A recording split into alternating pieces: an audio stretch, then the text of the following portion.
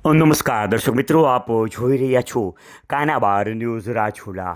આવો જોઈએ રાજુલા શહેરના મહત્ત્વના સમાચાર. અમને મળતી માહિતી મુજબ મોડી રાત્રિના રાજુલા શહેરમાં રીધી સીધી એપાર્ટમેન્ટમાં બીજા માળે એક બાળક ફસાયાના સમાચાર મળી રહ્યા છે.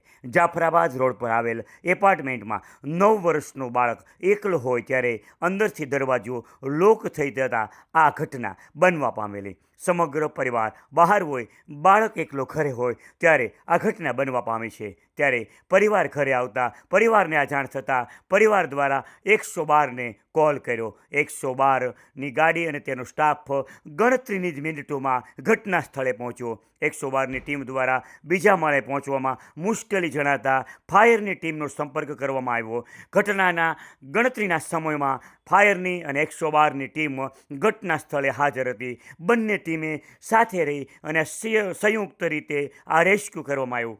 સમગ્ર પરિવારની દ્વારા 112 અને ફાયરની ટીમનો આભાર વ્યક્ત કરવામાં આવ્યો અને ખૂબ જ સારી રીતે રેસ્ક્યુ કરી અને બાળકને ફસાયેલા મકાનની અંદરથી બહાર કાઢવામાં આવ્યો. આપ જોઈ રહ્યા હતા કાનાબાર ન્યૂઝ રાજુલા. આપણા શહેરના, આપણા જ ગામના આવા જ સમાચારો માટે આપ કાનાબાર ન્યૂઝ ચેનલને લાઈક કરો, શેર કરો અને સબસ્ક્રાઈબ કરો.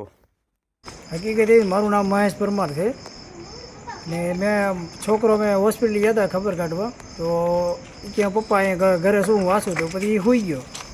પછી અમે આવી અને ઘણી મદદ કે ઓલો અવાજ દીધો પણ ખુલ્યો નહીં દરવાજો. પછી મેં 112માં ફોન કર્યો. સાહેબ તરત આવ્યા. મને કે બોલો તમારે શું મદદ કરી?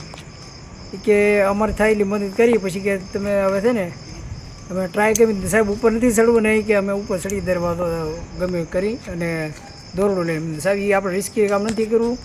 પછી સાહેબે મને ફાયરના નંબર સાહેબે ફોન કર્યો અને ગાડી મંગાવી અને સારી મદદ કરી. પોલીસનું અને ફાયરનું કામ સરસ છે એમ.